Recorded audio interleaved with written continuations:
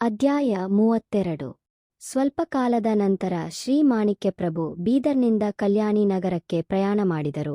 ತಮ್ಮ ಪರಿವಾರವನ್ನು ಮೊದಲು ಕಳುಹಿಸಿ ಅವರೊಂದಿಗೆ ಶ್ರೀ ಗುರುಚರಿತ್ರೆ ಕಳುಹಿಸಿದರು. ಅವರು ಮೇನಾ ಪಾಲಕಿಖಾನಾದಲ್ಲಿ ಪ್ರಯಾಣಿಸುತ್ತಿದ್ದಾಗ ಹಮ್ಮನಾಬಾದ್ ಪ್ರದೇಶಕ್ಕೆ ಬಂದಾಗ ದಟ್ಟವಾದ ಅರಣ್ಯದಲ್ಲಿ ಮರಗಳು ಮತ್ತು ಬಳ್ಳಿಗಳಲ್ಲಿ ಮೇನಾ ಸಿಕ್ಕಿಹಾಕಿಕೊಂಡಿತು. ಬಾಯಿಗಳು ಮೇನಾವನ್ನು ಇಳಿಸಿದರು, ಆದರೆ ಮುಂದಕ್ಕೆ ಹೋಗಲು ಸಾಧ್ಯವಾಗಲಿಲ್ಲ. ಶ್ರೀ ಮಾಣಿಕ್ಯಪ್ರಭು ತಮ್ಮ ಮೇನಾದಿಂದ ಇಳಿದು ಸಮೀಪದಲ್ಲಿರುವ ಬಿಲ್ವವೃಕ್ಷದ ಕೆಳಗೆ ವಿಶ್ರಾಂತಿ ತೆಗೆದುಕೊಂಡರು. ಅವರು ಅಲ್ಲಿ ನೆಲೆಸಿದರು. ಅವರು ನೆಲೆಗೆ ನಿಂತ ಸ್ಥಳದಲ್ಲಿಯೇ ಮುಂದೆ ದೇವಾಲಯ ನಿರ್ಮಾಣವಾಯಿತು. ಆ ಸ್ಥಳವೇ ಮುಂದಕ್ಕೆ ಮಾಣಿಕ್ಯನಗರ ಎಂಬ ಹೆಸರನ್ನು ಪಡೆದಿತು. ಇದು ಗಲ್ಬರ್ಗಾ, ಕಲ್ಯಾಣಿ, ಬೀದರ್ ಪಟ್ಟಣಗಳ ಮಧ್ಯದಲ್ಲಿ ಮಣಿಮಾಲಾ ಎಂಬ ಪರ್ವತದ ಮೇಲೆ ಇದೆ.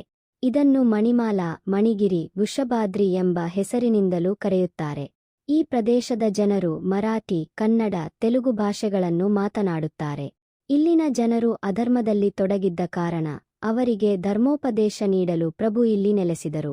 ಸ್ವಲ್ಪ ಸಮಯದೊಳಗೆ ಪ್ರಭುವಿನ ತಾಯಿ, ತಮ್ಮಂದಿರ ಮಗಳು ಎಲ್ಲರೂ ಇಲ್ಲಿ ಸೇರಿದರು. ಮಾಣಿಕ್ಯನಗರದ ನಿರ್ಮಾಣವು ಒಂದು ಸಣ್ಣ ಕುಟೀರದಿಂದ ಆರಂಭವಾಯಿತು. ಒಂದು ಕುಟೀರದಲ್ಲಿ ದತ್ತಾಜಿ ಗಾದಿ ಸ್ಥಾಪನೆಯಾಯಿತು. ಅಲ್ಲಿ ಪ್ರಭು ದರ್ಬಾರ್ ನಡೆಸುತ್ತಿದ್ದರು. ಇನ್ನೊಂದು ಕುಟೀರದಲ್ಲಿ ಅವರು ವಾಸಿಸುತ್ತಿದ್ದರು. ಅಡುಗೆ ಮನೆ, ಭಂಡಾರುಖಾನ ಸ್ಥಾಪಿಸಲಾಯಿತು. ಅನೇಕ ವರ್ಷಗಳಿಂದ ಲಕ್ಷಾಂತರ ಭಕ್ತರಿಗೆ ಇಲ್ಲಿ ಭೋಜನ ನೀಡಲಾಯಿತು. ಆದರೆ ಪ್ರಭುವಿನ ಇಬ್ಬರು ಶಿಷ್ಯರು ಮಾತ್ರ ಹಮ್ಮನಾಬಾದ್ನಲ್ಲಿ ಮಧುಕರಿ, ಭಿಕ್ಷೆ ಎತ್ತಿಕೊಂಡು ತಂದ ಆಹಾರವನ್ನೇ ಸೇವಿಸುತ್ತಿದ್ದರು. ಅವರು ಸಾಮಾನ್ಯವಾಗಿ ಒಂದು ಸಣ್ಣ ಜೋಳದ ರೊಟ್ಟಿಯ ತುಂಡನ್ನು ಮಾತ್ರ ಭೋಜನಕ್ಕೆ ಸೇವಿಸುತ್ತಿದ್ದರು. ಪ್ರತಿದಿನವೂ ಅವರು ಗಾದಿಗೆ ಮೊದಲು ಅರ್ಪಿಸಿ ನಂತರ ಭೋಜಿಸುತ್ತಿದ್ದರು. ಪ್ರಭು ಹಲವಾರು ದಿನಗಳು ಭಕ್ತರು ಅರ್ಪಿಸಿದ ರುಚಿಕರವಾದ ಪಾಕವಿಧಾನಗಳನ್ನು ತಿನ್ನದೆ ಅದನ್ನು ಭಕ್ತರಿಗೆ ಹಂಚಿಕೊಡುತ್ತಿದ್ದರು. ಅವರು ಆತ್ಮಾನಂದದ ಸ್ಥಿತಿಯಲ್ಲಿ ಇದ್ದು ಭಕ್ತರೊಂದಿಗೆ ಮಧುರವಾಗಿ ಸಂಭಾಷಿಸುತ್ತಿದ್ದರು. ದರ್ಬಾರ್ ಸಂದರ್ಭದಲ್ಲಿ ಅವರು ಬಂಗಾರದ ಜರಿ ಉಡುಪು ಧರಿಸಿ ಸುವರ್ಣಾಭರಣಗಳಿಂದ ಅಲಂಕರಿಸಿ ಕೂರುತ್ತಿದ್ದರು. ಕೆಲವೊಮ್ಮೆ ಅವರು ಶುದ್ಧ ಫಕೀರರ ವೇಷದಲ್ಲಿಯೂ ಕಾಣಿಸುತ್ತಿದ್ದರು.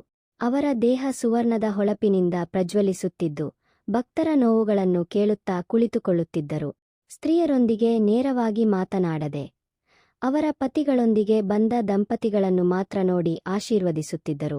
ಸ್ತ್ರೀಯರು ತಮ್ಮ ಕಷ್ಟಗಳನ್ನು ಪ್ರಭುವಿನ ಶಿಷ್ಯೆಯಾಗಿದ್ದ ವೆಂಕಮ್ಮದ ಮೂಲಕ ಸಲ್ಲಿಸುತ್ತಿದ್ದರು. ಅವರ ದರ್ಬಾರ್ ಶ್ರೀ ದತ್ತಾತ್ರೇಯ ಮಹಾರಾಜರ ಅವಧೂತ ದರ್ಬಾರ್ನಂತೆ ಇತ್ತು. ಅಲ್ಲಲ್ಲಿ ಒಂದೇ ಸಮಯದಲ್ಲಿ ವೇದ ಪಠಣ, ಶಾಸ್ತ್ರಚರ್ಚೆ, ನೃತ್ಯಗಾನ ಪ್ರದರ್ಶನಗಳು ನಡೆಯುತ್ತಿದ್ದವು. ಬೆಳ್ಳಿಯ ದಂಡೆ ಧರಿಸಿದ ಸೇವಕರು ಪಹರೆಯಾಗಿದ್ದವರು. ಸಿಪಾಯಿಗಳನ್ನು ನೇಮಿಸಲಾಗಿತ್ತು. ದರ್ಬಾರ್ನಲ್ಲಿ ಪಾಲ್ಗೊಂಡಿದ್ದವರು ಪಂಡಿತರು, ಗೃಹಸ್ಥರು, ಉಪನ್ಯಾಸಕರು, ಹರಿದಾಸರು, ವೇಷಧಾರಿಗಳು, ಬೈರಾಗಿಗಳು, ಗೋಸಾಯಿಗಳು, ಫಕೀರರು, ಸಾಧುಗಳು. ಪ್ರಭು ಎಲ್ಲರನ್ನೂ ಗಮನಿಸುತ್ತಾ ವೇದಪತನ ಅಥವಾ ಶಾಸ್ತ್ರಚರ್ಚೆ, ಸಂಗೀತದಲ್ಲಿ ಏನಾದರೂ ತಪ್ಪು ನಡೆದರೆ ಅವರು ಕಣ್ಣುಗಳಿಂದ ಸೂಚನೆ ನೀಡಿ ಅವರೇ ತಪ್ಪನ್ನು ಅರಿಯುವಂತೆ ಮಾಡುತ್ತಿದ್ದರು. ಯಾವ ಮತದವರಾದರೂ, ಯಾವ ಜಾತಿ ಕುಲದವರಾದರೂ, ಬಾಲಕನಿಂದ ವೃದ್ಧನ ತನಕ, ಧನಿಕನಿಂದ ಬಡವನ ತನಕ ಎಲ್ಲರನ್ನೂ ಸಮಾನ ಗೌರವದಿಂದ ನೋಡಿ ಸ್ಮಿತ ಮಾಡುತ್ತಿದ್ದರು.